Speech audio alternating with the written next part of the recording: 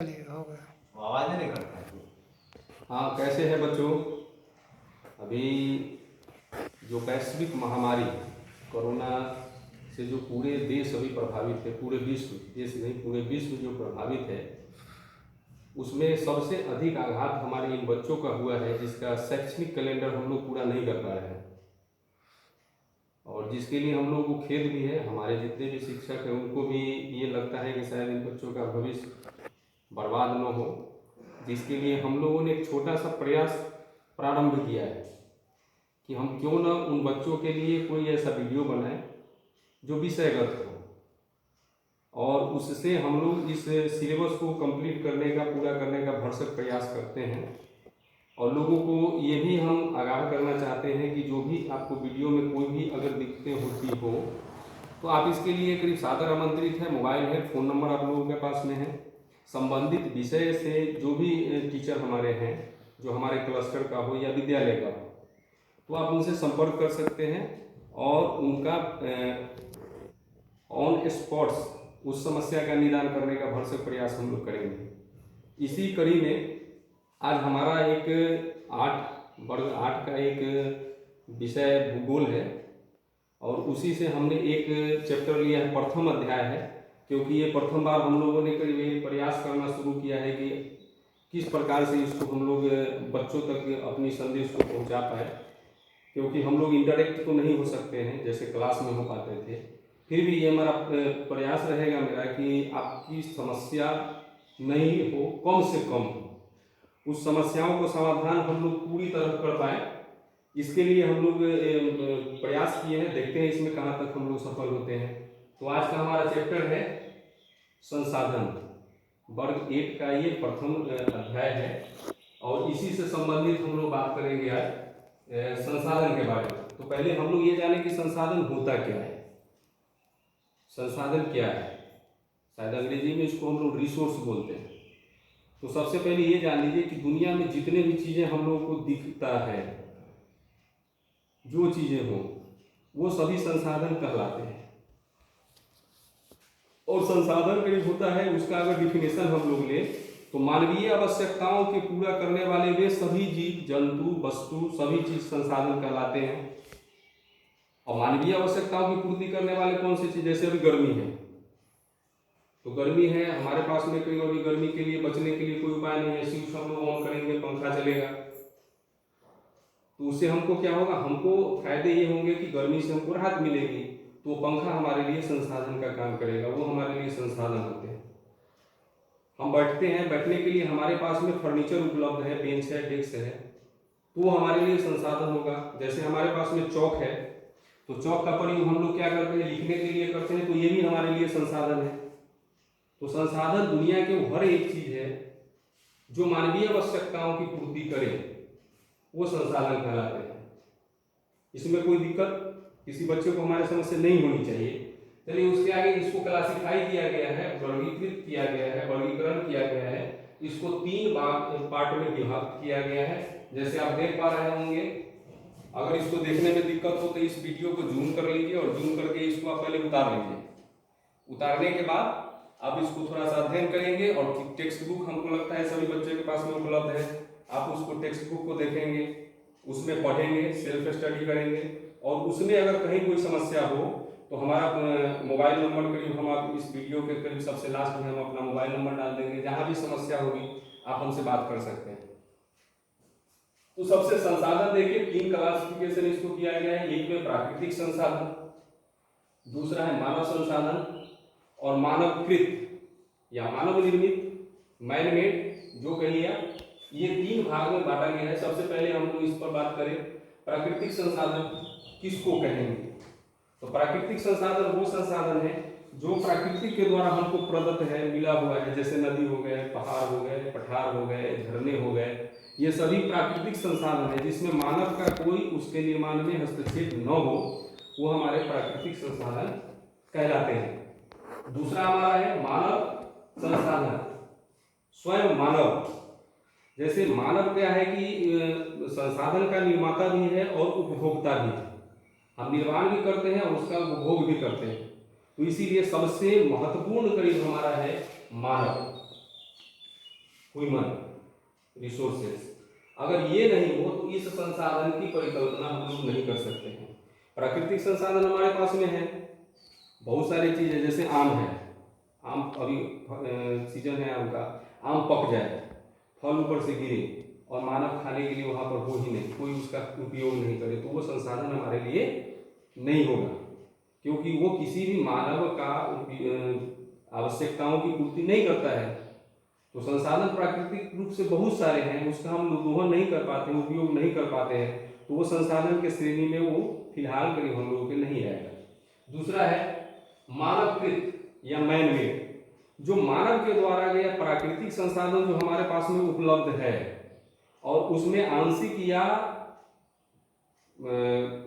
आंशिक रूप से या फिर कुछ अधिक परिश्रम करके मशीनीकृत के द्वारा हो या हाथ से हो, उसमें कुछ अगर परिवर्तन अगर हम लाते हैं, परिवर्तन करते हैं और उसका उपयोग मानव के लिए होता है, तो मानवकृत संसाधन कहलाते हैं। इसमें बहुत सारी चीजें आएंगे, जैसे कि भवन हो गया, रोड हो गए, पुल हो गए, मोटरसाइकिल हो गए, गाड़ी हो गई, स्कूल हो गया, फर्नीचर हो गए, कलम हो गए, कॉपी हो गए, बहुत सारे, क्योंकि ये सारे चीजें जो है आपको मानव के द्वारा ही निर्मित किए जाते हैं।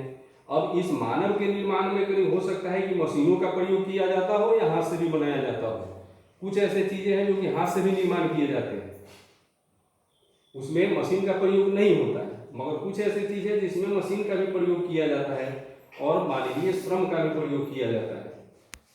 हमको लगता है कि ये तीनों को समझने में कहीं कोई कठिनाई नहीं होगी। अब आइए हम लोग आते हैं, इन संसाधनों को विभक्त किया गया तीन में, संसाधन का प्राकृतिक, मानव संसाधन और मानवकृत, और उसमें प्राकृतिक संसाधन को फिर विभक्त किया गया है। इस पर हम लोग देखेंगे विकास एवं उपयोग की दृष्टि से। अब उस संसाधन का हम लोग देखें, प्राकृतिक रूप से जो हमको प्रदत्त है, मिला हुआ है, उसके बारे में ये बताता है, उसमें क्लासिफाई किया वास्तविक संसाधन और संभाव। वास्तविक संसाधन वो है जिसके बारे में हमको पूरा का पूरा एग्जैक्ट मालूम होता है कि हमारे पास में कुल कितने संसाधन हैं। अगर हम कहें हमारे घर में अगर कोई चावल ले लिया जाए तो उसका पूरा मालूम होता है कि हमारे पास में चावल की मात्रा कुल इतनी है, तो वो पता होता है। पानी के बारे में अगर लिया जाए तो पानी की मात्रा हम लोगों को मालूम है कि पूरे विश्व में या फिर पूरे हमारे भारत में या फिर पूरे बिहार में करीब कह लीजिए कितने हमारे पॉन्ड्स है, इतने हमारे लैक्स हैं, इतने हमारे पास में केनाल्स हैं, तो ये पता होता है। कुछ ऐसे संसाधन हैं, कुछ ऐसे संसाधन है जिसके बारे में हम लोगों को पता नहीं होता है, उसको हम लोग बोलते हैं संभावना।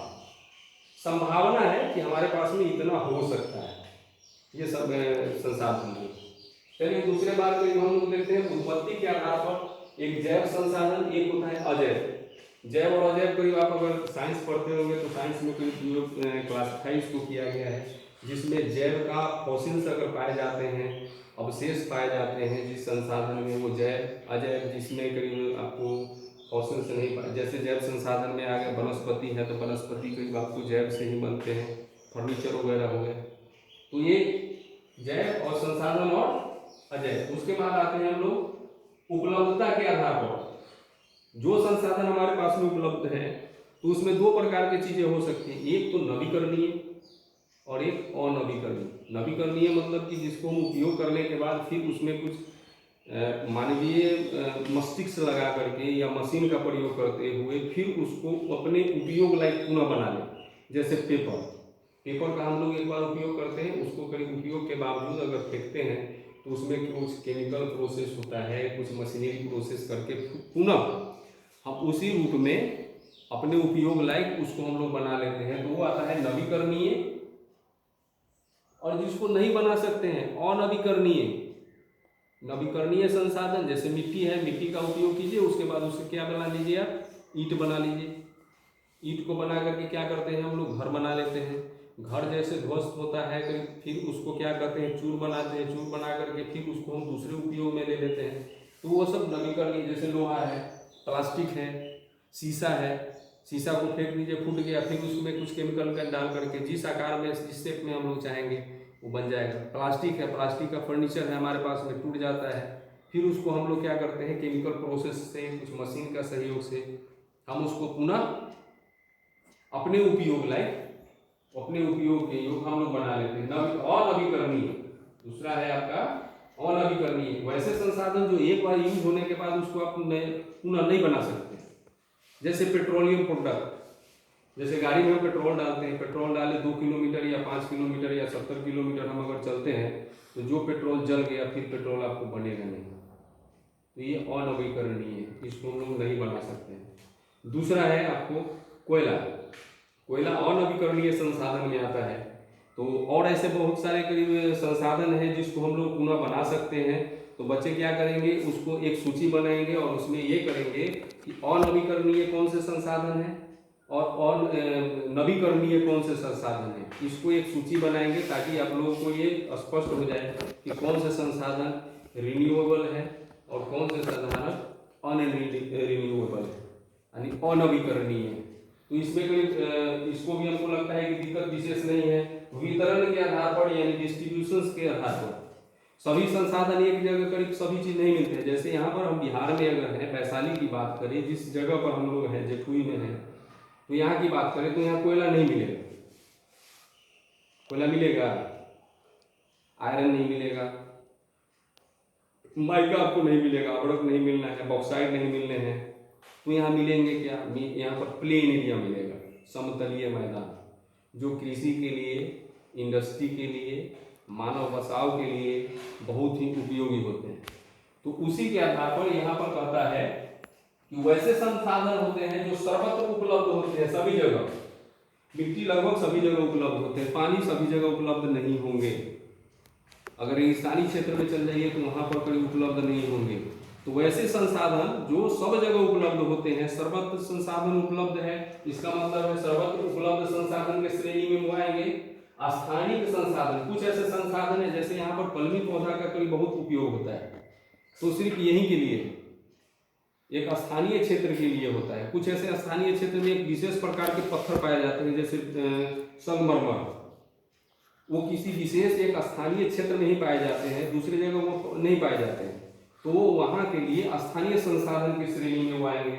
उसके बाद है वास्तविक संसाधन के आधार पर कोई इसको क्लासिफाई किया गया है। निजी संसाधन, जैसे हमारे पास में कोई बहुत सारा लैंड है और लैंड में कुछ विशेष प्रकार के फसल के उत्पादित होते हैं जो किसी दूसरे मिट्टी में नहीं हो सकता है, वो हमारी निजी संसाधन है। फैक्ट्री, जो फैक्ट्री चलाए जाते हैं जहाँ पर एक विशेष प्रकार के सामग्री का निर्माण किया जाता है, मगर उसके मालिक एक ऑनर होते हैं, सिर्फ एक व्यक्ति होते हैं, वो व्यक्तिगत होता है उसका, और उसके बुद्धि और विवेक पर निर्भर करता है कि उस संसाधन का विकास कितना होगा, वितरण कितना होगा, किस मार्केट में बेचेंगे, किसको देना है नहीं देना है, उसके बुद्धि विवेक पर डिपेंड करता है। और एक होता है राष्ट्रीय संसाधन, वो होते हैं वो संसाधन घोषित जो होते हैं। जैसे हमारे यहाँ करीब नदी है, गंगा नदी ले लीजिए, गंगा है, यमुना है, कावेरी है, जो नदियाँ हैं, तो ये राष्ट्रीय संपदा घोषित है। ये किसी राज्य का या किसी स्थानीय क्षेत्र के लोगों का ये नहीं है, पूरा राष्ट्रीय संसाधन है। इससे एक होता है अंतरराष्ट्रीय संसाधन, यानी पूरे विश्व का उस पर अधिकार है, उसमें किसी एक देश का दबदबा नहीं होगा कि ये हमारी संसाधन है, ये पूरे विश्व का संसाधन होगा। उसमें जितने भी देश होंगे, जितने महादेश होंगे, सभी का उसमें अधिकार होगा। तो यही था आज के करीब चैप्टर हम लोगों का संसाधन। और हमको लगता है कि हमने जो कठिनाइयाँ थी उसको फाइंड आउट करने का प्रयत्न किया कि वाकई में बच्चों को इसमें कोई कठिनाई नहीं हो। फिर भी अगर कोई कठिनाई होती हो तो आप हमसे संपर्क कर सकते हैं और इसको देखें और इसको प्रचार करें। जितने भी हमारे जो विद्यालय के बच्चे नामांकित है, कोशिश कीजिए कि उसको इस वीडियो को देखें, इससे वो लाभान्वित हो। कठिनाई होती हो तो संपर्क करें और सोशल डिस्टेंसिंग का पालन करें, घर में रहें, सुरक्षित रहें और दूरी बना करके रखें। इसी के साथ ही बहुत बहुत धन्यवाद बच्चों, धन्यवाद।